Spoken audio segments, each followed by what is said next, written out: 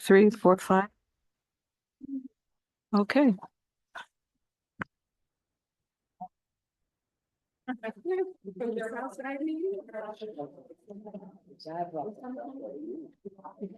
Good evening, ladies and gentlemen. It is the 10th of December at 6:37, and we will begin our meeting.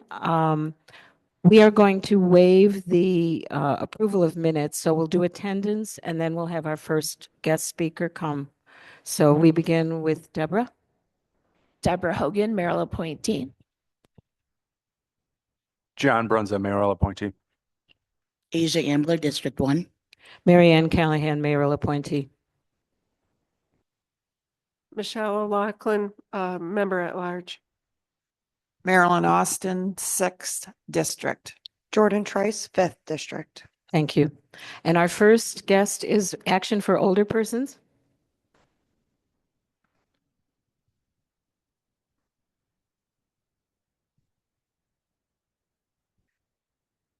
And for all speakers, keep the mic very close to you. They're very sensitive. We almost have to eat them to be heard. So, your name? Yeah, is the green light on, Jesse? Okay. The green light has to be on and you have to be very close to the mic. Thank you. Okay, you get the prize.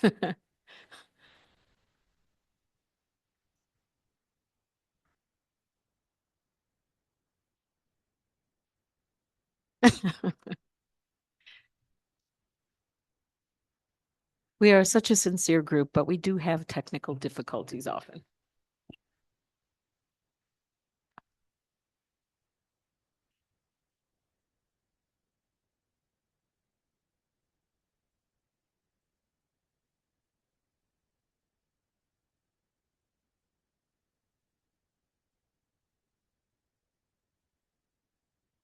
Marianne, can I give you a message from Justin? Yes, you can. Okay, so he is at an event. He's receiving an award and thought it would be over, but there's a whole itinerary. Well, So he apologizes. Tell him we have it under control, and Yeah, if he can did. stop by, we would welcome that, but Okay. I would tell him congratulations on the award too. Yeah. Okay, take 2. Okay. Well, I'm Jessie Stonehey, and I'm the Director of Action for Older Persons. And I think I've spoken to almost everyone at this point. So hopefully you have some familiarity with the program. I'm also I apologize. I always forget stuff if I don't read my notes. And I had them all printed out on my desk, and they are still on my desk. So I have them on my cell phone. So I just want to apologize off the bat for that. You have nothing to apologize for, believe me. Well, just so everyone, Action for Older Persons is the only aging service. Can you still hear me? Okay. Yeah. Again, we're the only aging services nonprofit. So all the nonprofits in this county, we're the only one, which is kind of astounding when you think of all the different types of nonprofits we have in this community. And even though seniors are one of our largest growing demographics, and I say growing, but our population as a whole, we've got one of the largest, most dense populations in this county of seniors. So first, I want to say thank you for the support from the City of Binghamton. It makes a huge difference every year. So the quick little story about Medicare is it was created as a safety net program in the 1960s to ensure that all seniors, regardless of income, would have affordable health insurance. At the time it was created, almost half of all seniors were going without health insurance because they couldn't afford it. So simply put, getting older is really expensive. Older adults spend a heck of a lot of money on healthcare, 4 times higher than the general population. And at the same time, they have lower incomes. Health insurance is, for many, one of their largest monthly expenses. So if you don't enroll in the right Medicare plan, you can really... Okay. Try to bend it down towards Okay. you. That might help. Better? Yes, Okay. that's better. So I know most of you are all... I know many of you are already familiar with Medicare, but in case anyone isn't, If you're familiar with an employer-based health insurance program, you've got about 3 to 5 options. If you qualify for Medicare, then there are about 100 options. That is incredibly overwhelming for many seniors, especially if they are, especially when we see our 70 and 80-year-olds, which we serve a lot, because most of the information about Medicare is online. Many of them don't have access to the online services. They're terrified to navigate. So they want to come and speak to someone that they feel safe talking about their healthcare needs. So our staff and 20 New York State certified counselors, so they have to get certified annually to deliver services. They go through an individual assessment to determine what the individual's needs. They'll look at all the medications, they'll look at who the doctors are that they're already working with to figure out what the right plan is that's going to be the most cost effective. That type of assessment is virtually impossible for an individual to just do on their own. They can spend countless hours on it. We put together all the materials for our volunteers, and we spend countless hours putting those materials together so that we can give them the education that's comprehensive. So the result is last year alone, we saved Broome County residents just under $3 million. In terms of Binghamton City residents, we served 434 individuals. That's not 434 appointments. Sometimes we have to do multiple appointments, especially if their needs are complicated or their healthcare needs change during the course of the year. So for every dollar that we received in funding from the City of Binghamton, the multiplier is 41 times that. Every dollar, 41 times that went into savings. So $500,000 was saved for City of Binghamton residents. And that's been annually. That's been the trend for years. I looked over a 2-year period and it was about 1.3 million in 2 years. So you can imagine for seniors that are living on fixed incomes, that makes a huge difference. One of our priorities has been enrolling individuals into what's called the Medicare Savings Program. For individuals that qualify, they can save $8,200 a year. I mean, that can make a difference between not only going to doctor's appointments and taking their prescriptions as they're prescribed, because a lot of people will not take them as prescribed if they can't afford them, but it also keeps people actually spending money on life's necessities, food and shelter. So it's not just health insurance, it's a broader impact on the individual. So I don't know if I have time for a quick story, but I'm going to try. One of our most recent clients that just came in a couple of weeks ago, her name was Eileen. She's 82. She had qualified for the Medicare Savings Program, but it recertifies annually. And if you see what comes from Department of Social Services, it's incredibly confusing and scary. And it's coming from Medicaid because the Medicare Savings Program is actually a Medicaid program. Mm-hmm. So she got the recertification. She had no idea what to do with it. She put it aside and the deadline came and passed and she couldn't afford to go to the doctor. And she had significant health needs. She also had hearing loss and mobility problems. So we do remote counseling. We couldn't serve her that way because she wasn't going to be able to hear on the phone. She couldn't come into our office because she couldn't get around very easily. So one of our volunteers went out to assist her. So our volunteers are so overqualified, some of them. Our volunteer was the former head of Department of Social Services. His name is on the building down the street. So he volunteered to go out and take care of her. So first, he helped her do the application so she could get this back in place. But there's a time lapse for Department of Social Service to process the application. So he also got her enrolled into Guthrie's Financial Assistance Program. Both UHS and Guthrie offer wonderful financial assistance programs, but they are a little hard to navigate. So, and people often don't know about them. We work closely with them to get people enrolled. He also discovered with her that she was going to need care outside of the area. She was dealing with cancer treatments. So she wanted to be able to go outside of her network. He was able to get her enrolled into traditional Medicare. She was not enrolled into traditional Medicare. If you're enrolled into what's called a Medicare Savings Program, which many, many people are, it doesn't travel outside the immediate area. So if that's the one takeaway that all of you have in your life, is if you know someone who is not going to be in the area, needs to go out to another state, they need a transplant, they need cancer treatment, those are the big ones around here, they need traditional Medicare to get that. If you know any snowbirds, they're going to want to have traditional Medicare because that's how their health insurance needs are still going to be covered.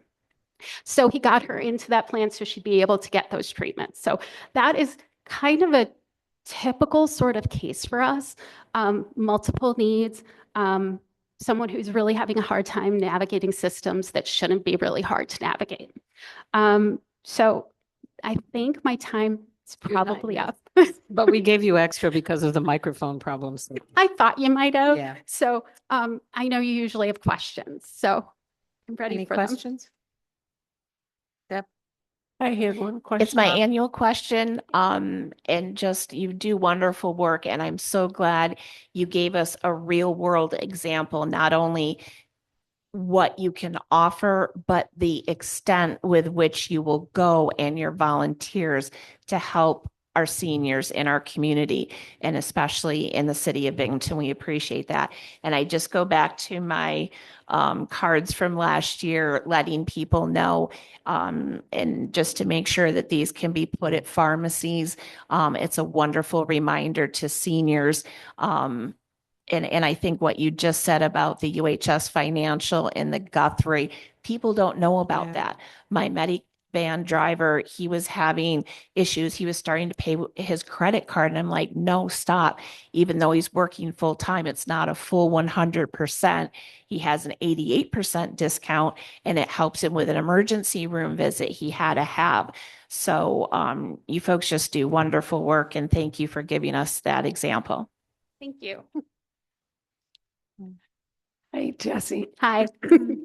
Could you just, did you mention the number of clients that you served last year? Did you already say that? The whole number of clients or the City of Binghamton clients? I only mentioned City of Binghamton. Yeah, well, both, if you don't mind. The whole number of clients we served was 2,400 and something. I don't remember the exact number. And the number of clients from City of Binghamton was 434. And what did you say the total was? I'm sorry, I missed the first. It's about 2,400. 2,400. Thank you. Any other questions? I will say I have availed myself of your services, and I spent an hour and a half yesterday on the phone with a gentleman named John to help get coverage for my ex. And he was very, very patient and very, very thorough. Oh, It was good. really awesome. And I have a Medicare savings appointment for my ex in January, so thank you. Oh, good. Yeah. Good. You really are awesome. So thank you. I'm just going to leave everyone with one more piece of information. I feel like there's certain takeaways, like if you know other people, people think that when open enrollment ends, it's like with normal health insurance and you can't do anything about it if your life changes. That's not true. There's special little workarounds a lot of the time that open up new enrollment periods, like enrolling in a Medicare savings program reopens a timeline. If somebody missed it and needs to make a change the first 3 months of the year, if they were enrolled in a Medicare Advantage plan, then there's a 3-month opener to change their plan or to go into traditional Medicare.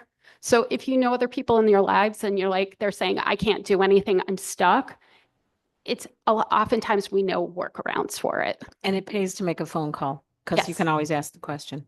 We thank you very, very much for your presentation and for what you do. Thank Sorry you. about the microphones. No. Thank you. Our next presenters is HCA.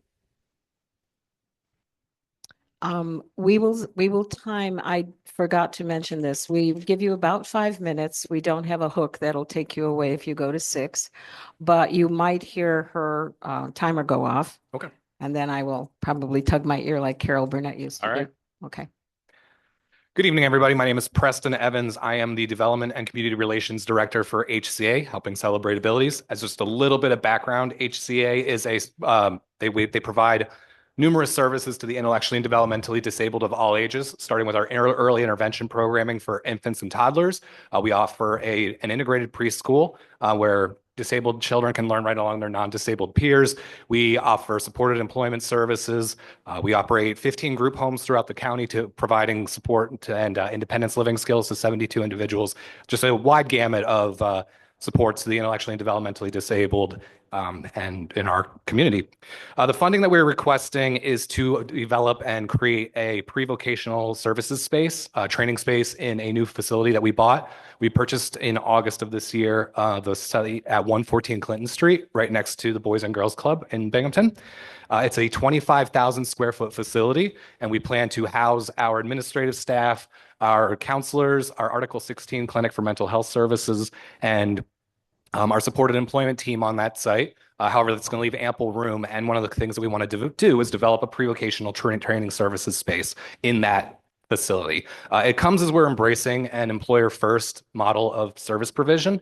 This is a drive by the state in the recent years to make sure that you're prioritizing meaningful competitive employment for the disabled. And in terms of their service provision, that's the number one thing you ask them first. Do you want to get a job? And like a lot of things, it's a great move in the right direction for community integration, but the state really didn't give a lot of guidance or resources or anything to really help provider agencies like HCA understand how best to do this. So everybody's kind of been figuring that out on their own, and this is kind of our way of doing it. We recently, our supported employment program is in its infancy. This year, we currently have 13 people enrolled in it. We're anticipating that number to triple by the end of 2026. But this space would really be designed to help people identify their passions and get trained up in fields that are traditionally the most successful for the disabled. These include restaurant work, horticulture, manufacturing, custodial, and office and service industry work. And again, it really allows them to, the idea being that this space will allow them to get trained up in skills, but also to explore their passions and what is interesting to them. None of us want to be told what we want to do with our lives. Neither do they. Why they want to find out what's interesting to them and where they can excel. So again, this funding would go to purchase the hard goods that are needed to kind of outfit this space, which would include furniture, including adaptive furniture, program supplies, storage, clothes, hygiene products, and the creation of a sensory room just to have a space there where we can address any kind of behavioral issues that may arise during training. The need for this is huge. In 2024, only 22% of individuals with intellectual and developmental disabilities reported that they've never held a job. That number is down from 28% 10 years prior, but that still leaves 78% of individuals who either are underemployed or unemployed, and only 34% of that population actually held a job in 2024. But the data also shows that when people are placed into competitive, meaningful employment, they thrive. 62% that are placed in this, they've been in their position for 3 or more years. So this is a space where we can really make sure that we are giving individuals that are disabled their best foot forward so that we can place them in employment and get them employed in our community. And it allows us to really just continue to drive with that or to embrace that employment first model that the state's really promoting. Thank you. Thank Questions? you. Can you give us the new name of the agency one more time, please? It's HCA. It stands for Helping Celebrate Abilities. Prior, it was the Handicapped Children's Association of Southern Tier New York. That's going to take a little while, helping celebrate. Because we still call the Weiss market giant, so celebrate abilities. Helping Celebrate Abilities. And congratulations on your new spot on Thank Clinton you. Street. We are looking forward to having you come in. Yeah, we're excited. Any questions? I have one. How many Binghamton residents will you serve, or are you projected to serve with this program? We're projecting about 30. 30. Thank you. And to piggyback on that question, so that's going to be up from 5, Yes. right? And so how and what is the mechanism and how do you plan on getting from 5 to 30? I mean, that seems to be good. Well, the conversation really starts when we take them in, when we do intakes. We get a referral from the Office of People with Developmental Disabilities, and we kind of sit down and we develop what's called a life plan. It's kind of a comprehensive look at how people want to address their life. And with this employment first model, the first question is, do you want to find a job in the community? And if the answer is yes, then we take it to the next step of getting them trained up, doing kind of career exploration, and sometimes it involves trying out a couple of different things. Maybe the first 2 don't work, but the third one, they suddenly is a restaurant and they thrive. It's just really kind of exploratory. And so where do you derive the 30 number from? We continue to just have the conversation. So it's really with our organization, like I said, our supported employment program is in its infancy. So it's been a matter of training up staff who are then able to kind of go and continue the conversation. And we're kind of getting our footing under us now to really see that progressing. Will you Thank be you. hiring new staff to? We will have, as the program grows, we will, yes. We currently have about 3 staff that are handling this, but we anticipate that number growing. Thank you. Any other questions? Yes, I have a question. Okay. So on our face sheet here, under project type, we have service program and then we have capital improvement with a question mark. Is that because this is to outfit the space with furniture and I think that would. so make sense. is it capital or is it service? I think that's a little confusing because, Yeah. you know, but because there was material involved, they probably figured they'd err on the side of caution and say both, Okay. but it's coming out of the service budget. Yeah. Yeah. Thank you. Any other questions? Thank you very much. Keep up the good work Thank you. Have a great evening. and welcome to the neighborhood. I live in the first ward, so. AVRE?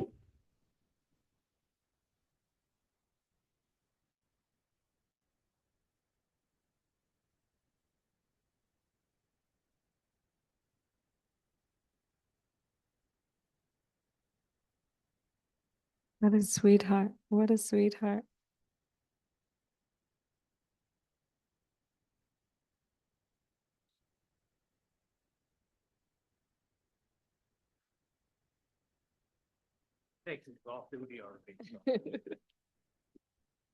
Oh, yeah.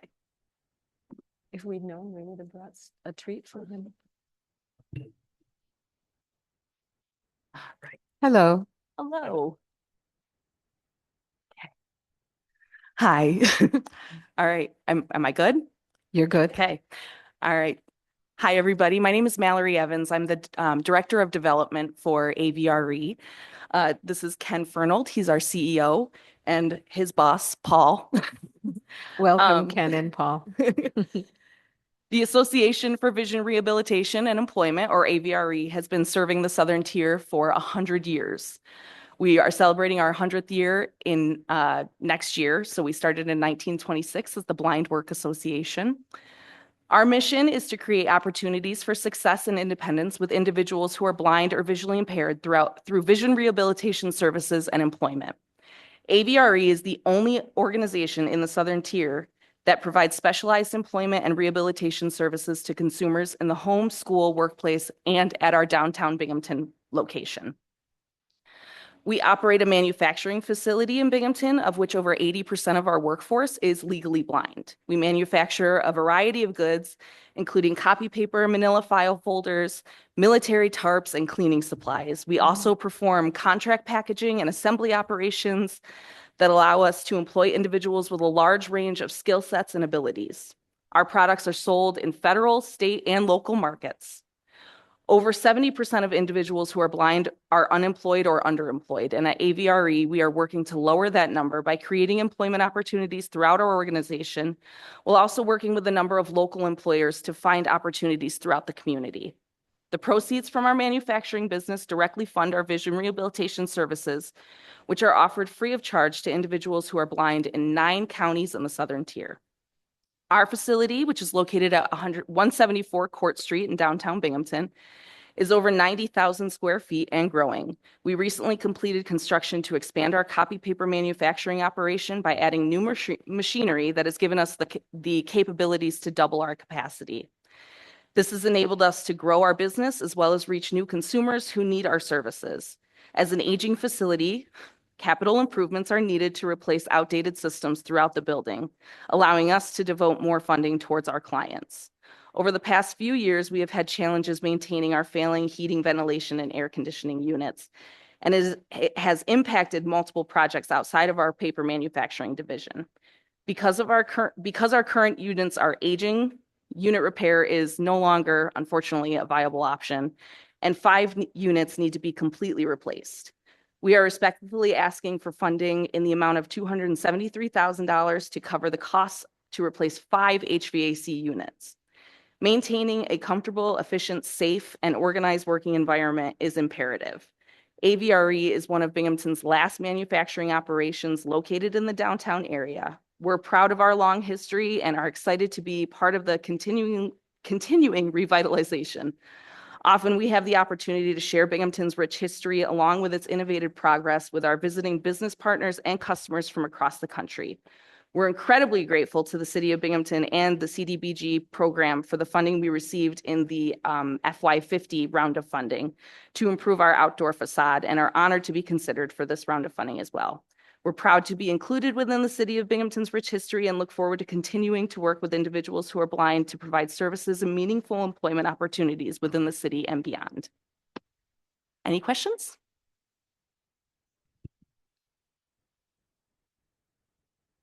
Are there any questions? If you cannot get the exact amount, if you can't get for the 5, will you be able to try to find other funding? Yes. Okay, Yes, absolutely. okay. And we may just replace the ones that we can with the funding that's provided as well. The ones that work like our microphones, huh? Yeah, yeah, Okay. exactly. Yeah, that would As be- Mallory said, there's 5 units that are remaining that have not been upgraded to this point. So if as many as we can get done as quickly as we can is what our goal is. Okay, that makes sense. And Paul agrees? Yes. Paul Okay, Paul Paul agrees. definitely needs a comfortable work environment. That is true. That is very true. Are there any other questions? I really appreciate you telling me what AVRE is, because I've always wondered, because it's never anywhere, so thank you for that very much. Well, we just replaced our sign in the Okay. front of our building and it does spell it out more prominently than just the logo. So next time you drive by, take a look at that. I will do that. I will do that, because on our paperwork, it didn't say anything, so I appreciate that. Deb, you have a question? Yeah, I'm also Center City. It's an honor to have you folks there. One of your employees used to be on the Cdac commission with us. So there's a rich tradition, understanding of what you bring to our community. And many times I used to see you go by with the training, and I think it's safer to have you have the practice grounds. I'm not sure the appropriate term, but like curbs and sidewalks, the training is within your parking lot, but it was a joy to see people going around the block. So thank you for everything you do. Absolutely. Thank you. I will say that I think your range of products is very intriguing too. The fact that you make military tarps is very cool. Yes. Thank you. Yeah, we love to give tours. So if you're ever interested. Oh, just contact us. we will, some of our members probably will be Yeah, coming to please. see you. We will love that. Can we bring treats for Paul, or is he not allowed? He has very special diet, Okay, we need to know that. but you will be allowed. I can take him off harness and you can actually meet him. Oh, that would be cool. That would be one of the greatest reasons to come. Thank you very much. We appreciate your time. Thank you. There was just one thing as you leave. The previous speaker, HCA, was looking for employment opportunities, and I'm wondering if that's a possible networking opportunity with your manufacturing. It could be the previous speaker is actually my husband. So I'm sure we could find a way to work together. Yes, you can schedule a meeting, right? Yes. Okay. Thank you. Okay, our next speaker is Outreach Ministries.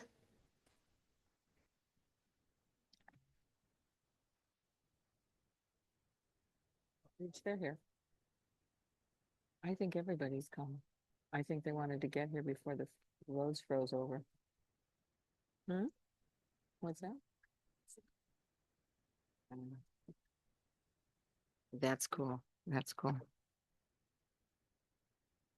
Did bring some handouts. Oh. All right, here we go.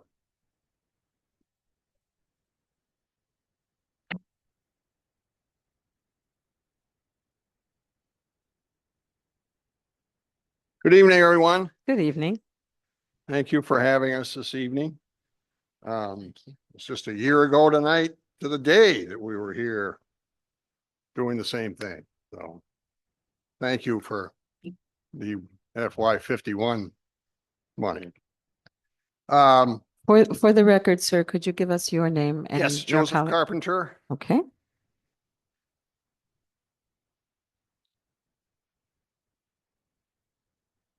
Okay. And I know we're on a short time frame. here. Well, there's no trapdoor in the floor, so don't worry. Okay. Okay. I've given a short handout. Can you put the microphone close to you because Yep, one of our colleagues is way up there? got it, got it. Better? Yeah, much better. Oh, very good. Okay. For those of you who have had us present before when you were here, I'll just run through this quickly. Outreach Ministries was established in 2017, and we really began as the Showers of Hope.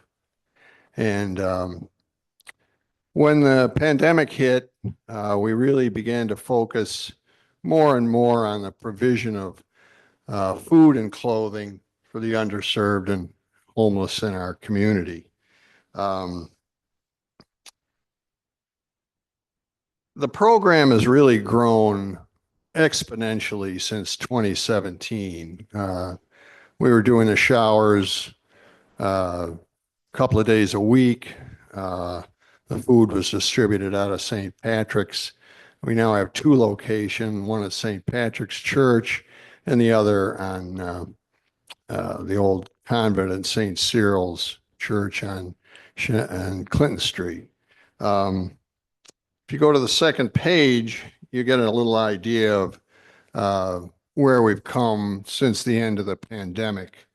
The 2 bars on the graph show the number of families and the number of individuals served with food and clothing at our Shenango or Clinton Street facility. And as you can see, the numbers have leveled off since the end of the pandemic. But since 2023, overall, they've jumped up about 30%. The cost of the operation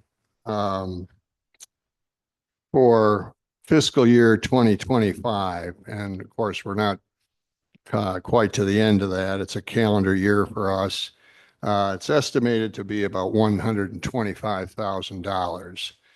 And over 100,000 of that goes into operational costs and utilities at the various facilities. As the number of food banks have increased since the end of the pandemic, the availability of food has changed quite dramatically.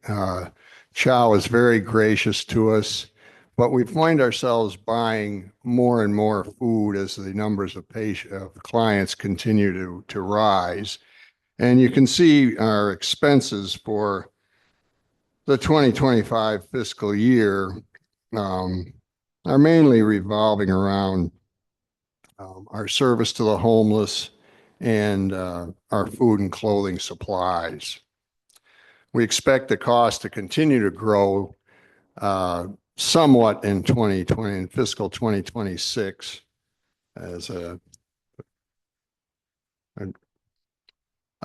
revenue for outreach ministries. We have a variety of sources. One of them, of course, has been the ESG funding from the city. The Put God First Foundation has been very gracious to us over the last 2 years. And without them, we would be really struggling. There are individual donors that graciously give us money throughout the course of the year. And we have a Lenten fish fry during each Lent every Friday at St. Pat's, which generates anywhere from $7,000 to $10,000 in revenue for us. And as you can see, our expenses somewhat overran our income for fiscal 2025. As we go down through the remainder, we get to the question of what we requested in this year's grant. And as we have in the past, we've requested food and money for food and clothing. This year, we have made an effort to expand our services. $35,000 of our request, which is about 58% of the total, we expect to go to food, clothing, and utilities. The other 42% is something that I want to explain a little bit, because this is something that we've made an effort to expand our services in this last fiscal year. We've made a concerted effort to become more involved with the Homeless Coalition and CARES, because we want to be able to interact more effectively with all the different organizations that are providing homeless support for the homeless and food and shelter. And we felt we were slightly isolated, but I've been lucky enough to be heading and going to the COC meetings each month, and the opportunity to talk and interface with people throughout the area, providing similar services, has really been an eye opener for me. And based on some of that, we realized that providing food, shelter, and the showers are still working, obviously. But our homeless population needed some further support. So we took the opportunity to bring on a licensed social worker who was able to interface with our homeless clients and offer to them better opportunities and more coordination of care in arriving at permanent or at least temporary shelter. And that's been very helpful. And we've been able to find some housing for people who I'm not certain would have been able to get there. But of course, there's some cost involved in this. And we want to continue to do this and continue to expand this portion of our service. And that's the other portion of the grant. There's $25,000 requested for support of this effort. And we're hoping that we can find a way to continue that, because I think it's an important portion of what we're trying to do with the people that we see each day at the clothing bank. And not a lot else to say. We continue to plug away. We've got a tremendously a terrific group of volunteers that we live and die on their performance each and every day, and we feel very lucky to have them. But it is a bit of an expensive endeavor, so we appreciate anything that we can do. Any questions? Michelle? Joe, do you guys have any kind of warming station or access The to warming station? The warming station is downtown, and I'm gonna blank out on the church.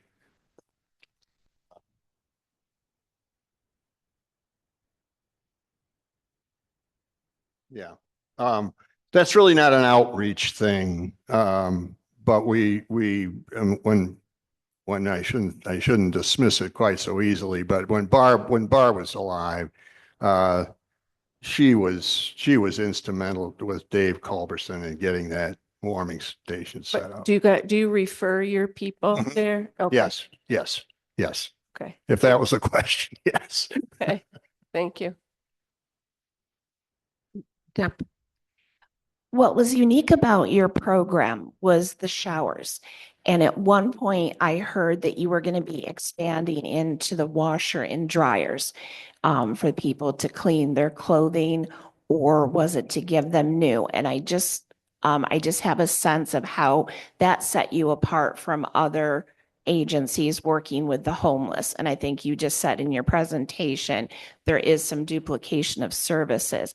So are you going to go back to the showers and keep that going and expand into the washers and dryers, or that's on the back burner? Yeah, the showers are going. We don't do them in the winter. It's difficult to, you have to house the trailer in a warm environment so it doesn't freeze. But the showers have been operating well throughout the summer months and most of 2025. And as far as the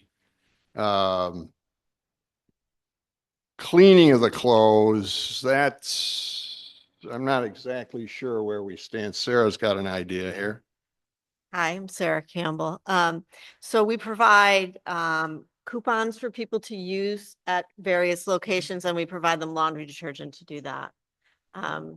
We're just not able to, it's more complicated than just throwing clothes in and out of a washing machine.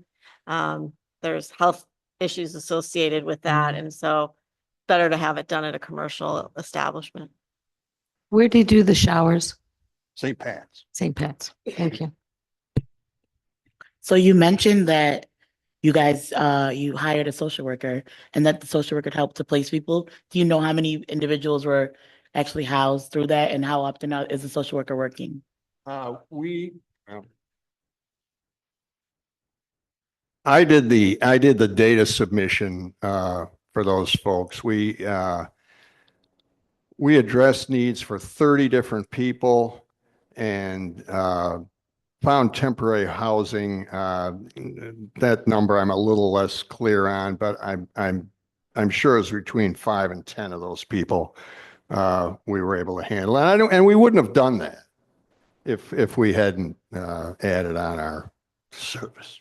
I also think that Joe doesn't fully, I think he's used to these numbers. I'm not. The amount of food we hand out every day is absolutely overwhelming. I think, Brian, how many boxes a day?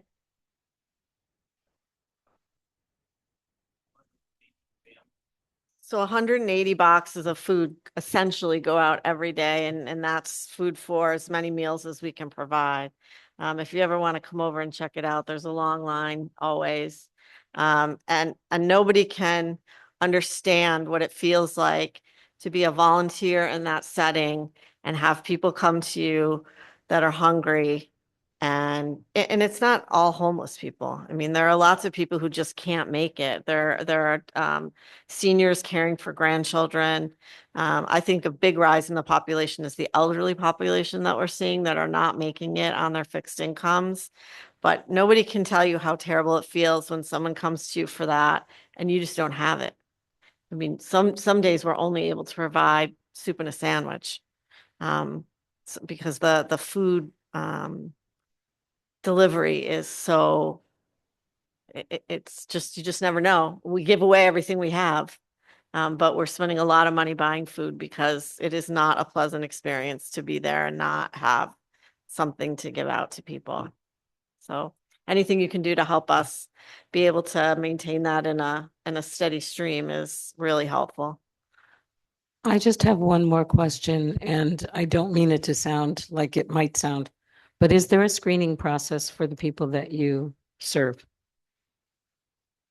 We do not require identification. We sort of from the beginning have taken the position that if you come to us for food or clothing, who are we to question you for that? There are other organizations that do require, different kinds of authorization. We have just found that, first of all, requiring volunteers to manage that process is difficult.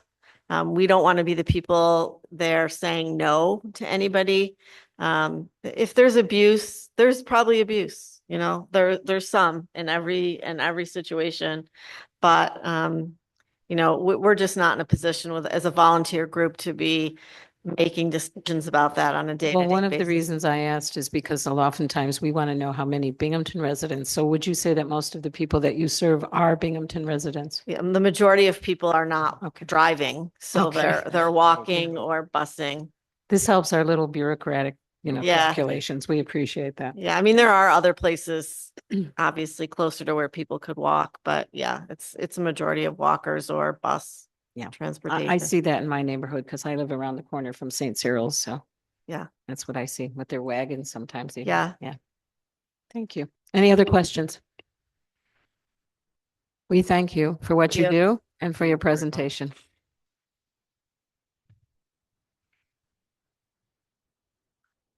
Our next speaker is from the First Congregational Church.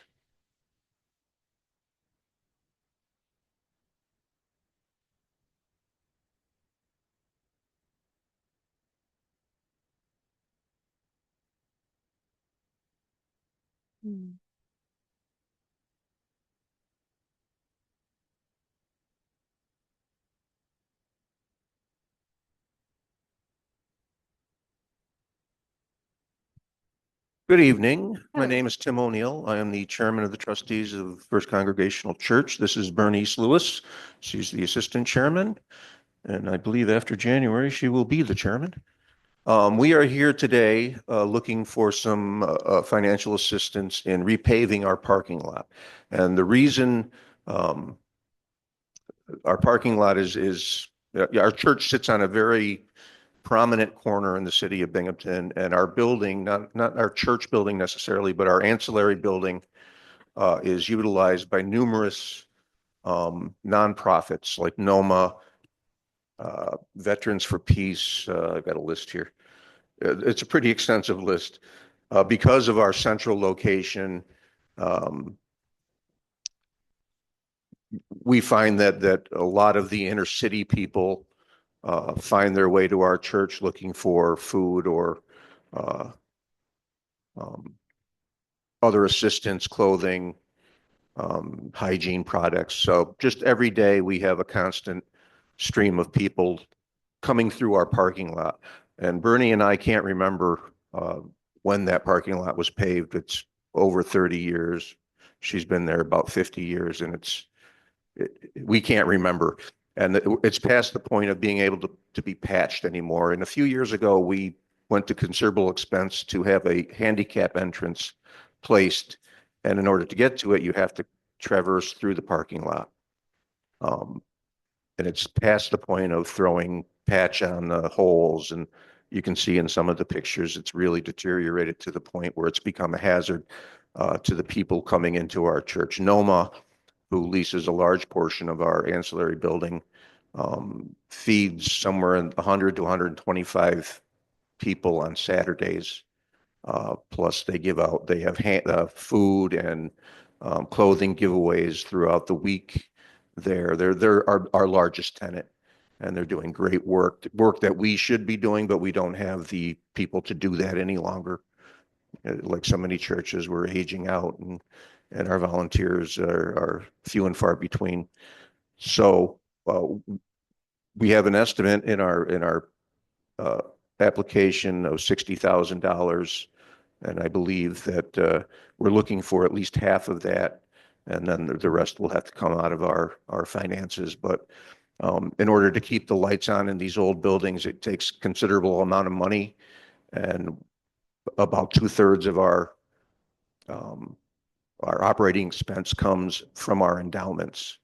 So when we start getting into the principles of those things, it's not going to be long before the doors have to be locked, and another great old facility in the city of Binghamton goes by the wayside, and who knows what happens. But we've done a very good job over the years of keeping it vibrant, leasing space to everybody from solar energy nonprofits to, like I said, NOMA. There's Veterans for Peace who use space in our building. The list is pretty long, and some of them are just a couple times a year. NAACP uses space for MLK on occasion. I think they're doing it this year, or what'll be next year. So we just want to make this a safer place for people to walk through. DSS adjoins our parking lot, and their clients walk through all the time. And we're just afraid somebody's going to slip and get hurt or fall into one of these large potholes. And I guess that's about all. Do you have anything else? I wasn't listening to all. Oh, that's all right. I'm used to people not listening to me. Okay. It's a very active church. And if you're going by there at any time, there's always cars coming and going and whatnot. And bus that comes through with I'm trying to figure out the name of it. Grocery bus? Yeah, grocery bus. I don't know. Greater good. Yeah, there you go. They come there once a week and distribute food to those people that need it. So there's a big weight on the surface there. And these people some are walking, some people are driving cars, and it's a problem. The biggest thing is safety. We want to help as many people as we can, and we want to keep them as safe as they can. And we also have walk-ins that come to the church and they're asking for food, and we try to provide that as well.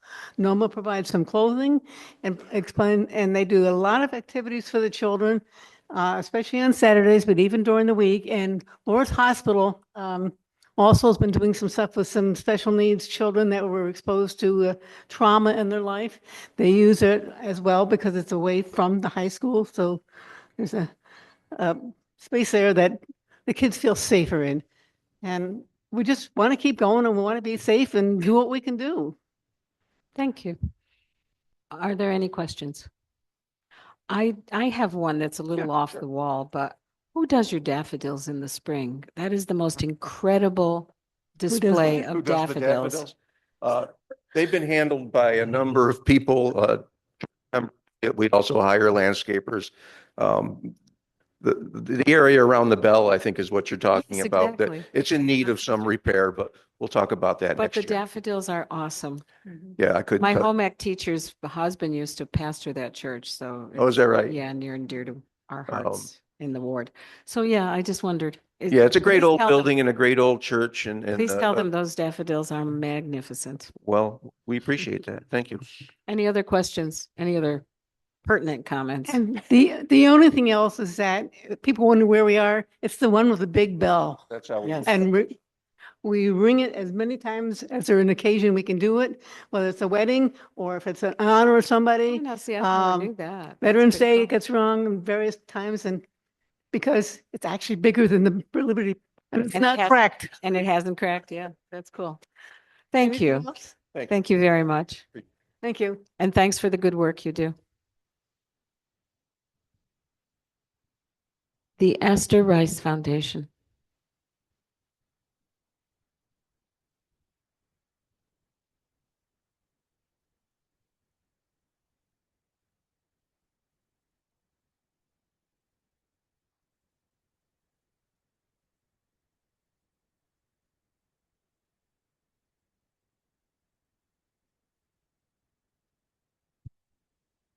Good evening.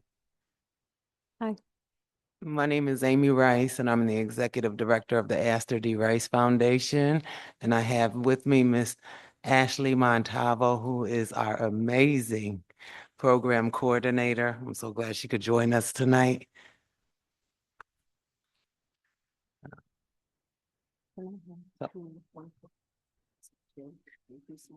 So I just want to thank you all for inviting me, and also thank you for the support that you've given us in the 51st year of the CDBG. Again, my name is Amy Rice, and I'm the Executive Director of the Astor D. Rice Foundation.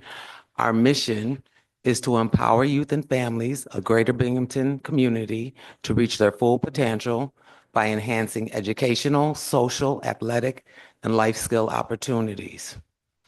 I'm here to talk with you tonight about our flagship program, which is the FACE program. It's a program that's currently being operated at East Middle School for East Middle School students and their families. Basically, what it does is support at-risk youth and their families with a holistic and strength-based approach. It's a 12-week after-school program coupled with a 10-week family engagement program. The after-school program provides experiential learning educational support, and social enrichment, while the 10-week family engagement program includes parent groups, child care consistent of age-appropriate programming to the identified student siblings.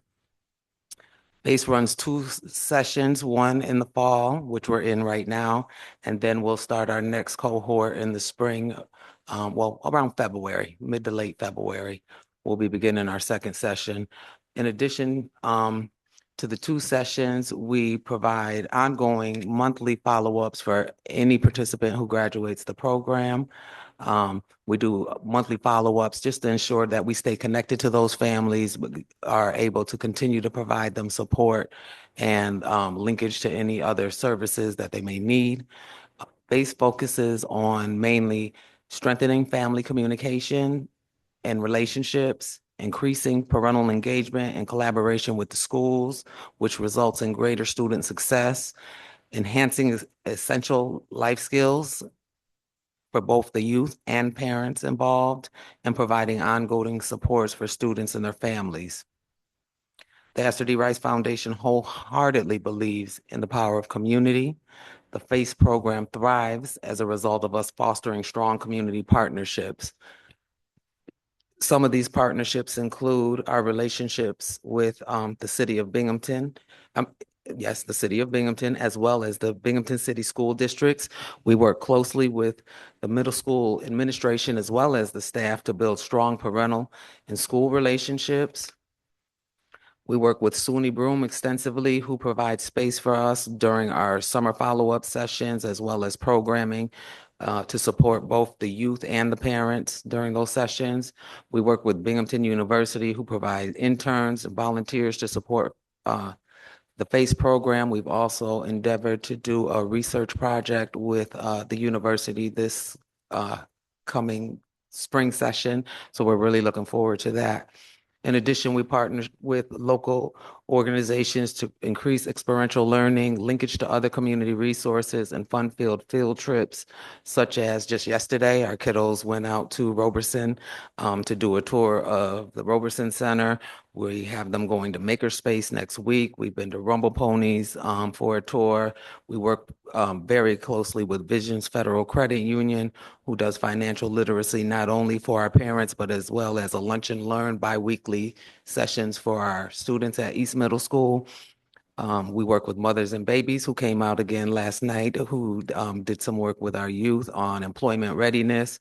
And we also work with other organizations such as Cornell Cooperative Extension, the Humane Society, where our students elected to do their service project this year.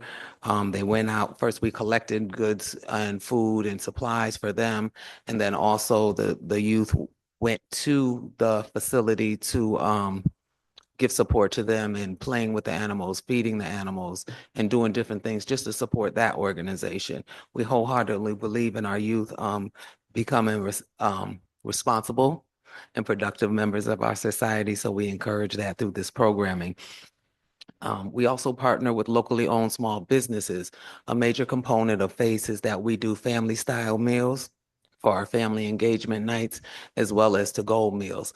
This not only supports the food insecurities that some of our families face, but it also bolsters the local economy.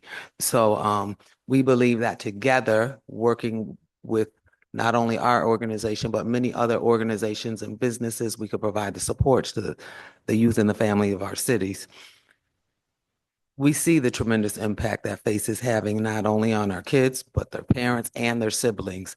And thanks to your support, we believe we can continue to grow and see each of these individuals thrive.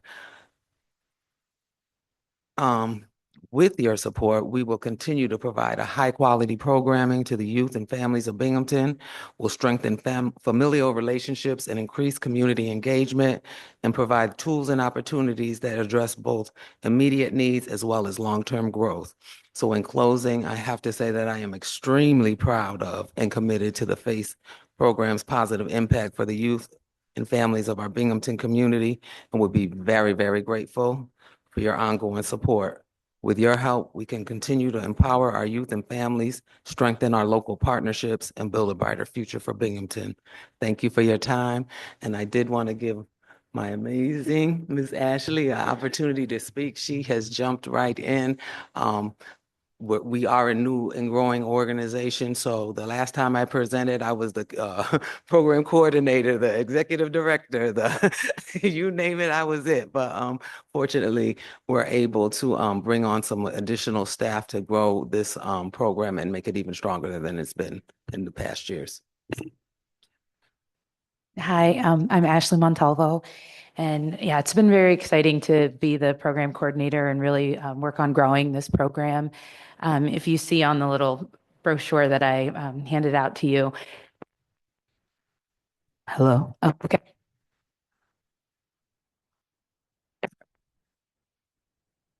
We kind of do that because make it a I can speak very loudly if you'd like. I wanted to make it a priority to give them experiences that they might not otherwise have if they weren't in this program. And so, you know, like she mentioned, we went to the Humane Society, Rumble Ponies. We do a field trip to the Ice Center. We went to Roberson Museum. We went to a basketball game at Syracuse University. They had a field trip at the Southern Tier Independence Center. And we're really just trying to, thank you. Do you want me to switch or? Well, we're okay. It'll be the backup, okay? Okay. Because your microphone will not mess up because it'll see the other one there. So So yeah, and the kids have really gotten a lot out of that. The service project was really special because they at the beginning of this session, we asked them, you know, what do you want to do to give back to the community? And they had a lot of very good ideas, but they kind of all agreed they wanted to go see the animals. And I let them know, you know, we're not just going to play with animals. We're going to help this organization. And we have a really cool video that I made on our social media of what they did there. But the Humane Society has a food pantry for the animals on Wednesdays. So we went on Tuesday and packed all the food for that. And they were going to have us like wash dishes and stuff, but apparently the dishes were already done. I was like, oh, I would have loved that. But they were really excited to do that and they worked really hard on it. It was really cool to just see them take that responsibility and be work that they were doing. So, yeah, that's really all I have. thank you. Are there any questions? I don't have a question, but I just wanted to let you know how meaningful that I find this letter. I appreciate you bringing that to us. I have a question as a school board member as well. Are you planning on expanding into the district at all? Because as a school board member, I would love to see that. And the video that you did at the Humane Society, have you shared that with Chris Whalen over at the school district so he can put it on the school district's website? That might be something you'd want to do. Because I know that your program actually engages the children and the parents in a very unique way. And I remember in previous presentations that you're talking about coming up and out of where they are right now. So I'm in the first ward and Wilson School would be a great, could you do an elementary program? Yes, I have talked with superintendent and we're looking at possibly expanding to the elementary grades and or potentially expanding to West. Cool. Share that with board members if you would, please. Okay. Nobody heard me say that, right? Okay. Any other questions? Thank you so much for what you do. Thank Seriously. you. And nobody took a kitten home, huh? No, they wanted to. I can imagine. Thank you so much. You take care. Vines? They're not here. So the American Legion? You know the people. I don't even know who's who. So.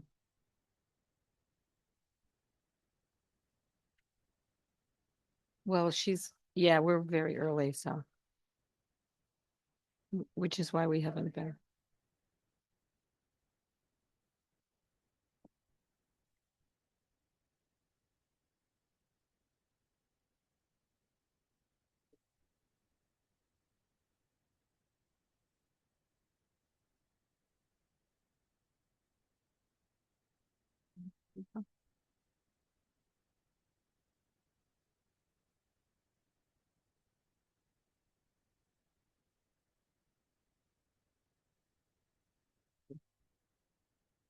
Oh, may I have two, please? Sir, can I have one for our chair is not here, so thank you.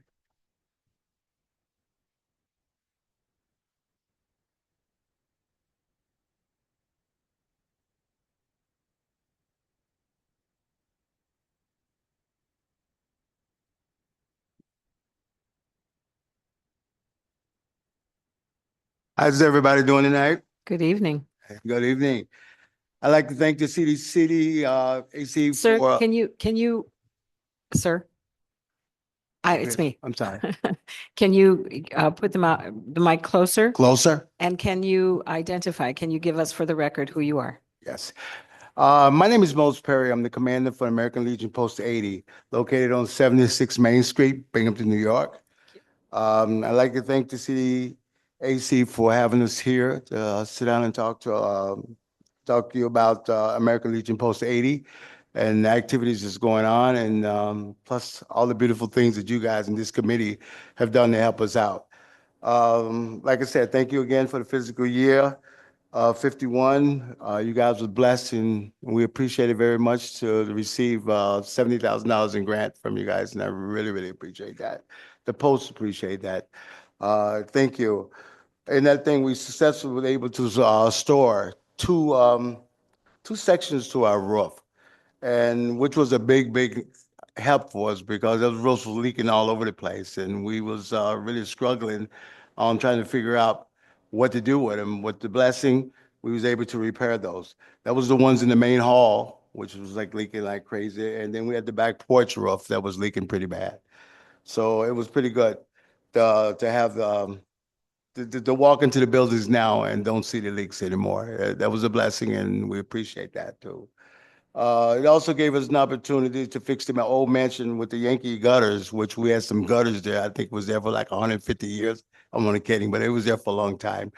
And they was actually ineffective because the water was just floating right over the top of them and destroying our roof. So we was able to repair some of those and make sure that things are now operational. We're not that much damage to the roof anymore. Also in the process, with everything was going on with us, we was able to pick up some additional fundings, which we really was able to pick up to do some things in the back of the building, which was the back of the main hall, and also the carriage house, which was another place we could replace the roof. And that worked out well also. But guys, it would have been almost impossible without the help of the committee and everyone to get these things done. I really appreciate it. And I thank you very much. But here we are again. That old building is 128, 29 years old, is still looking for assistance and help. So we're here again to sit down and talk to you guys about some of the other issues we may have. I'm gonna turn this over to Paul, and he's gonna sit down and get a little bit more in detail on what we're gonna do here and what we need to do to move this to another level furthermore as getting this old building where it needs to be. Thank you. Thanks, Mose. Thanks, Mose. My name is Paul Castione. I'm adjutant of Binghamton Post 80. So we were able to complete 2 phases of the roof this year. $70,000 was for 1 phase. We got additional funding for the 2nd phase. And then we're seeking funding for the final and 3rd phase from you this year.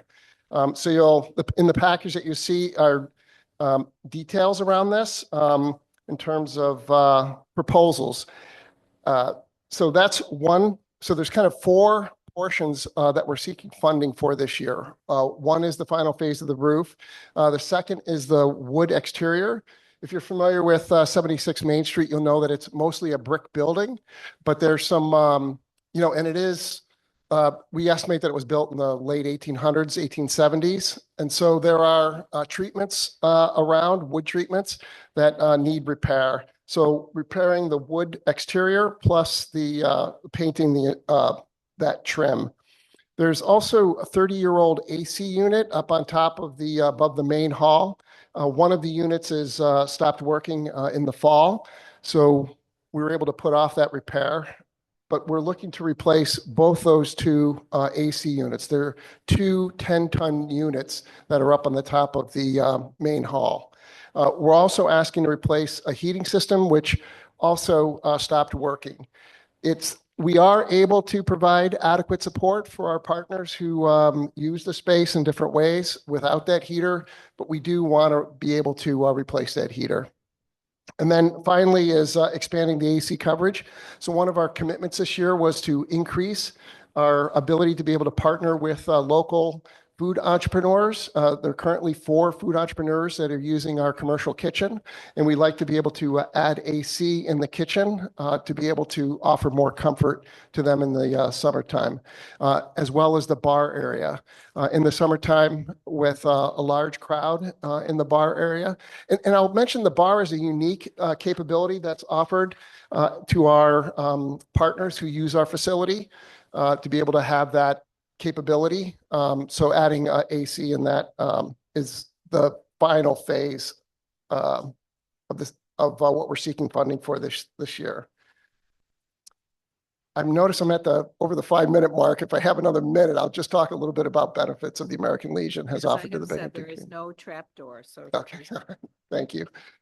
So I'll just say that I've only been part of the American Legion for just over a year. I'm new to the area, and I joined the American Legion when I came back. And I'll say my best friends in Binghamton are in the American Legion. And I've discovered that there are amazing leaders, and unsurprising because we're a veteran organization where we learn about leadership at a young age. So a few things that it really is an institution. If I talk about Post 80, I'm sure many of you may have stories of being in Post 80 or your parents or relatives being in Post 80. So we serve the community in a number of different ways. We're a veteran organization, so we're a social club for veterans, both our members, but also local veterans. There's about 14,000 veterans estimated to be in the Binghamton area, and we offer service to those veterans. We support Binghamton parades. We're the start of I think every parade in Binghamton, or nearly every parade in Binghamton, starts at Binghamton Post 80. We offer coffee on those cold mornings when they're forming up. And last Veterans Day, we offered chili for people to be able to enjoy as they're about to depart. And on Memorial Day, we offered barbecue chicken. And we offered indoor space in the St. Patty Days parade as well I'm trying to think of the marching band that wears skirts. Everyone wears skirts. Bagpipes. The bagpipe group, Yes. yeah. Say it again. No, it's no. Anyway, it was a great time inside in our main hall. And they performed very well. They did an excellent job. Yeah.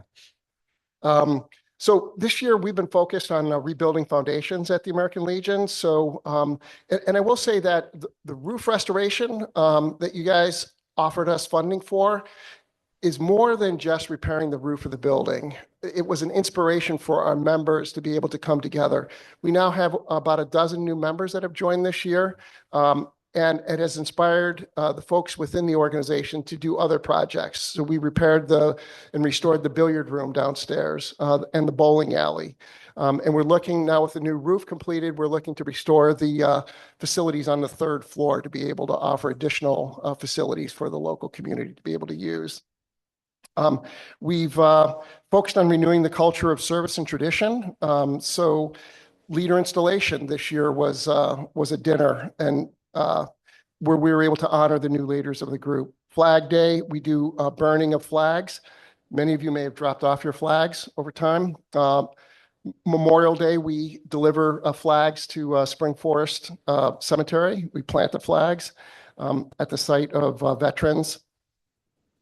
And we have a significant growth in activities. You may notice over the last year when you drive by that there's a lot of cars in the parking lot because we've really focused on building activities at the post. So APA pool, bowling leagues, dart leagues, cornhole and shuffleboard. There's weekly karaoke, open mic, line dancing, and you're all invited to any of those events. We also have a growth of other events from our partners. So the Bandera Christmas dinner is held at Post 80 every year. The Laotian American and Philippine American groups have a number of events each year at the Post. We're supporting any groups that are focused on building community. So the Veterans for Peace had a music event this year. Jofer is a new partner. He had an electronic dance music event with local and nationally known DJs, really focused around building community around music. We had a fall open house with the city council this year. And we just recently had a ribbon cutting celebration. And I am so sorry to say we did not invite Cdac. I'm new to this being involved with the community. And so next year, you will definitely get an invitation. But it was a good time. Kenya was there, so thanks for joining us. Oh, oh my goodness. Okay, thank you. But Kenya was there. Okay. And then we support community nonprofit Salvation Army, free Thanksgiving event this year, free dinners. And what our intent is for the second half of our term is a new member program. Like I said, we have a dozen new members, and we're really focused on inviting those people in to be able to engage, not only as a social club, but also to be of service to the broader community. We're growing community partnerships with our chef partners. There's 2 food cart partner vendors that use our parking lot, and we have other community events that are planned, partnering with the city council. So Nate and Rebecca and Kenya are interested in partnering with us to have food events, both food carts, food trucks, and other types of events at the facility. We intend for us to be an incubator for veterans who have a heart to serve local community. Veterans are really all about serving something bigger than themselves, so we want to offer them an opportunity beyond family, beyond kind of working hard in their career. We want to offer them an opportunity to be able to serve the community in other creative ways. We're also focused on youth programs, Boys and Girls State, you may be familiar with, which is a longtime American Legion program, a student oratorical program as well. That's also an American Legion program. And scouting has been a big part of the American Legion as well. We have intent to be able to offer GED programs. So, and finally, our beloved clubhouse is a historical landmark in the Binghamton area, and we're grateful, and we take seriously our responsibility to maintain that building for the good of the community. And it's located in an awesome neighborhood and an old neighborhood. Awesome neighborhood. Thank you very much for your support in the past and for being able to spend some time with us tonight. Thank you. I have a question. I don't have access to my folder. What's your total ask that you are asking us for this year? The package that you see before you is about $340,000. I believe the original application I had was for 280-ish thousand, but I wanted to give a broader perspective of our need. Okay, thank you. I appreciate it. 282. Okay. Thank you. I have a question. Okay. Because it is a historic building, do you get funding from the historic preservation in New York State, historic preservation, any of those programs? We'd be glad to learn more about that. Yes. Right now we've gotten funding from you. We've talked with Leah Webb about CREST. We're learning about grant opportunities. So I'd be interested to learn more if you. That one I would definitely do. I would think that there'd be some programs through the state. Well, CREST is a state. And we're also talking to Bob Wessler, who says he has some ideas for grant funding for us, because we also want to restore our kitchen as well to have better serve, chef entrepreneurs. Okay. I'll check into that. Thank you. Mhm. This might be a stretch too, but you might contact Robertson, and the director there is a very nice young man. He might be able to point you in some directions as well. I think Great, they thank you. probably have historic preservation experience there as well. Thank you. Okay, Yeah. thank you. And tell him we sent you. Okay, thank you. Thank you. I'll add one more thing, sorry. Our revenue, we're really targeting to get to pre-COVID levels from our revenue. And when we're at pre-COVID levels of revenue, we were able to invest 50,000 a year in our facility. So that's our goal. I have a personal question. I spent 9 years in Afghanistan and hung around some very cool veterans at the process. Do you have any Afghan era veterans among your members? Because there are very few people to talk to about Afghanistan. Yeah, I'm not aware of it. We have a couple. Are they very active right now? Because a lot of them are still kind of, young and they still working, families and Yeah. all that stuff. Yeah. We have a lot of Vietnam vets are starting with it slowly. Well, we Yeah. remember that. Yeah, that the war too. Vietnam and World War Yeah. II vets. I think we got a couple of those in there still left that's just active. That's pretty cool. Thank Yeah. you. I appreciate that. Yeah, thanks for your service. And Thank I you. do have some I was friends. actually a civilian, so. As I a was- civilian? Yeah. I have some friends who had participated in that and are very active in being supportive in the Afghan community. I would really love to have their contacts because I still have friends in Afghanistan, staff members, things like that. Yes. I digress. I'm sorry. We can do That's that, cool. yeah. Any other questions? Thank you. Thank you. Thank you very much.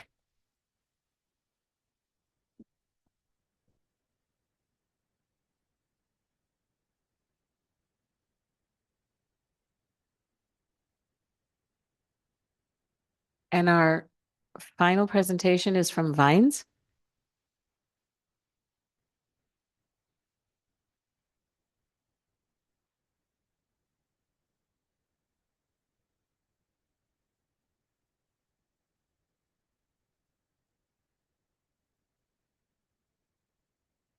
Hello. Hello. Hi. My name is Max McHardiman. I'm the urban farm manager at Vines. And I have Tiana Jenkins, who's one of our youth employees here with me. I'll just first talk a little bit about our youth employment program, which we're seeking funding for again, and some of what we did in the past year and where we're looking to go in the future. So our Grow Binghamton Youth Employment Program provides meaningful employment opportunities for City of Binghamton youth age 14 to 21 in the spring, summer, and fall.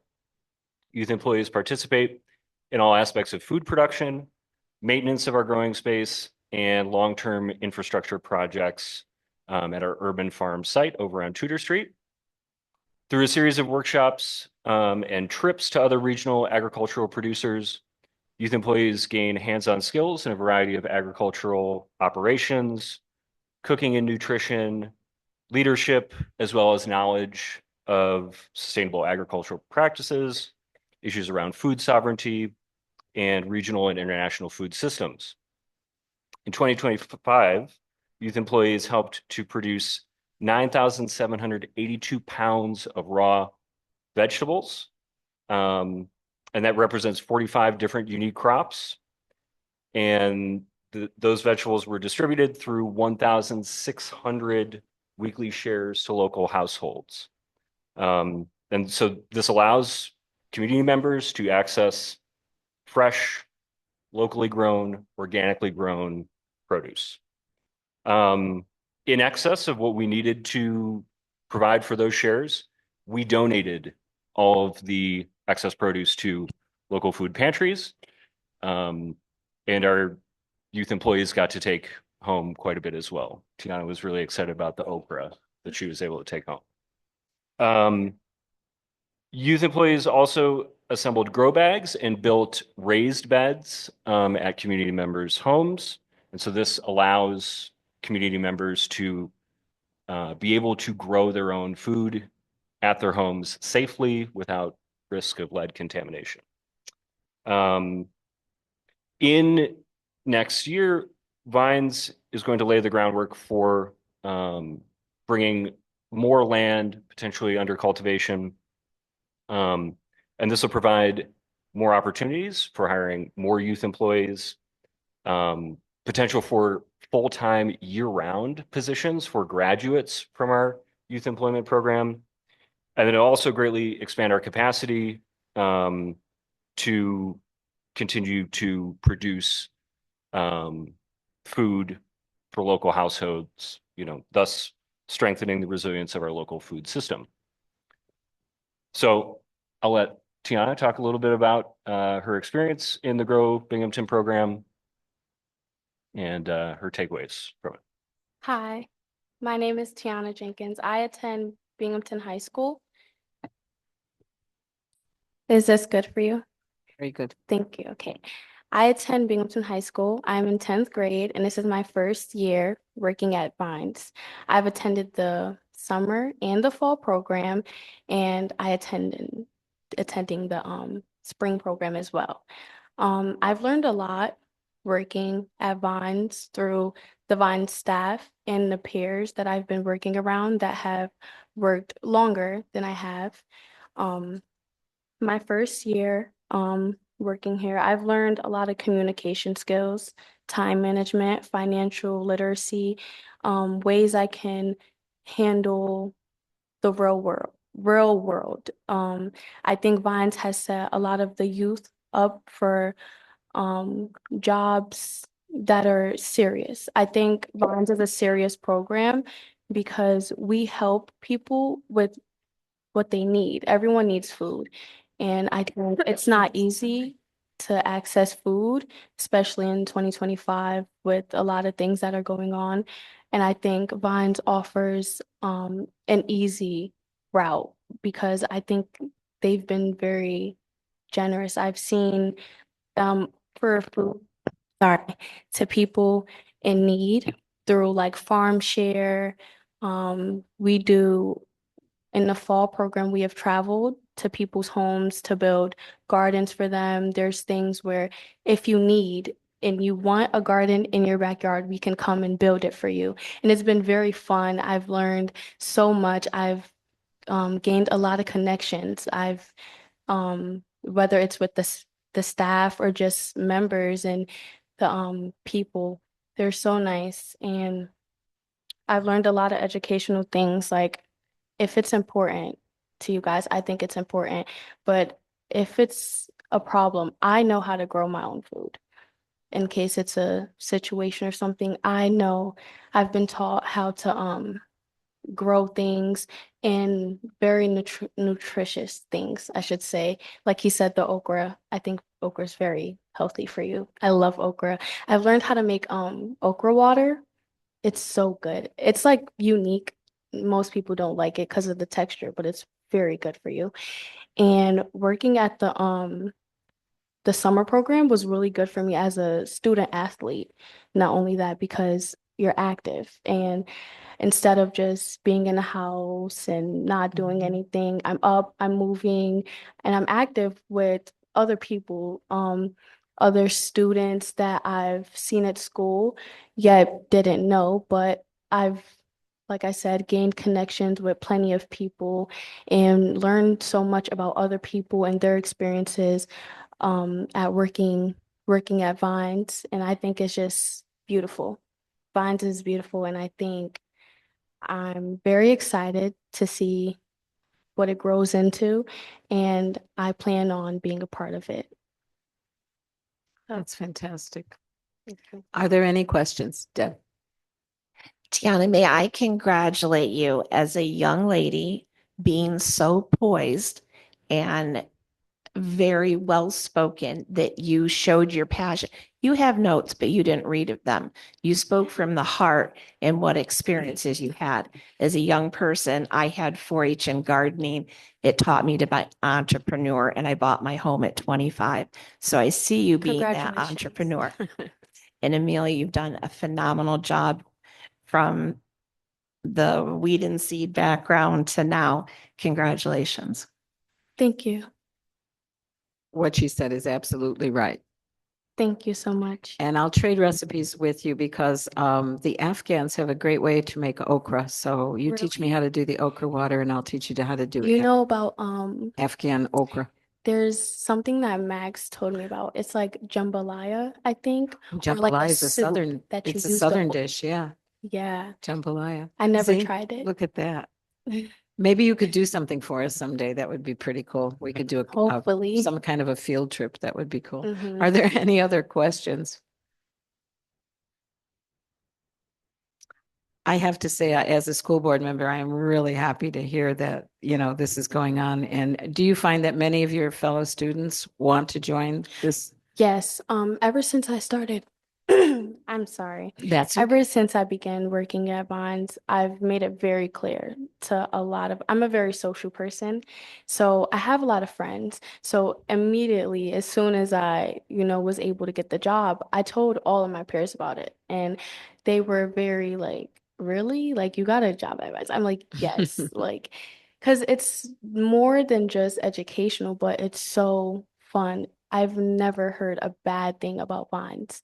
Like, and I have a few friends that are waiting until next summer to join. And there was one that was very excited about joining this summer. And I've joined Bonds because of recommendations of a friend that I'm so close with.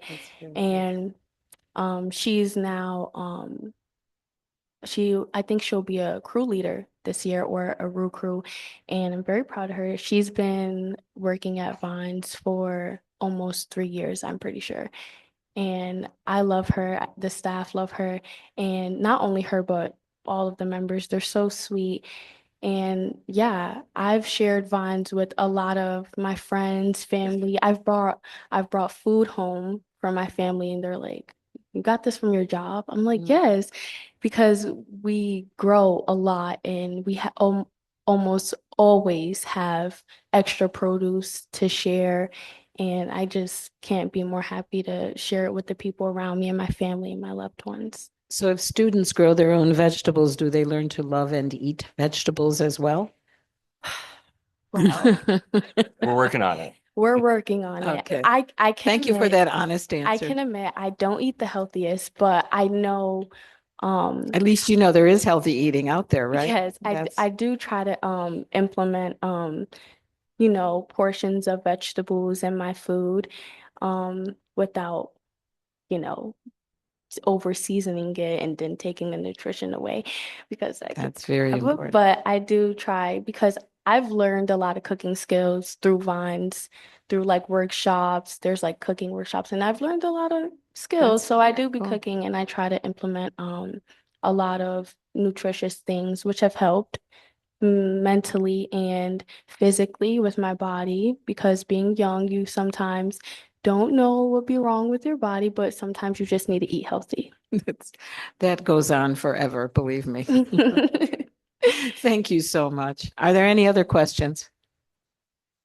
Thank you for that marvelous presentation. You should be very proud of yourself. I have one Thank you. question, sorry. Oh, okay, go ahead. So I know Vines does an amazing job and does a lot of workforce development. How many students are you guys employing in the actual summer? Because I know it's very, very competitive. I sent a few kids and they didn't show up and do right, so they didn't get it. But like you mentioned, and wonderful job, phenomenal, really showcasing those skills. How many students are you guys able to employ over the summer? And then I know that there's like spring and fall. Is it all those same kids the entire time, or is the summer 20 weeks a little different? So the summer program is the initial point of contact for students coming through the program. So in the summer program, it's broken out into different work teams, and each of those work teams includes 3 new youth employees, 1 youth employee who has, I guess, like a medium amount of experience, maybe 1 or 2 years of experience, and then another youth employee who has significant experience, 3-4 years. So the nice thing about the program is these work teams do ostensibly, function autonomously. They're able to work at the farm without a lot of direct supervision because these young people are being supervised by their peers. And the total for the summer program is 28 individuals. In the spring and fall, we have smaller cohorts of returning youth employees. So they have to at least have gone through the summer program first, and that's 8 employees. Yeah. Fantastic. Any other questions? We thank you for your presentation. Thank you. Thank you.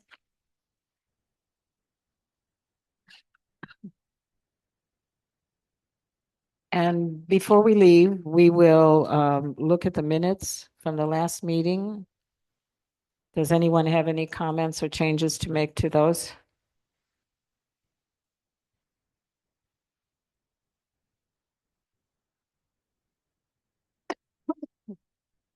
Excuse me. You want me to make a motion to? Okay, I'll make a motion to approve the committee minutes from November 12th, 2025. Do we have a second? I will second it. Okay. And all in favor? Aye. Aye. Okay. And can we do our last attendance and then have a motion to adjourn? Deborah Hogan, Merrill appointee. John Brunza, mayoral appointee. Asia Ambler, First District. Mary Ann Callahan, mayoral appointee. Michelle O'Loughlin, member at large. Marilyn Austin, 6th District. Jordan Trice, 5th District. Can I have a motion to adjourn? Motion. Jordan makes the, Deb seconds, and everybody in favor? Aye. Thank you. Merry Christmas to everybody.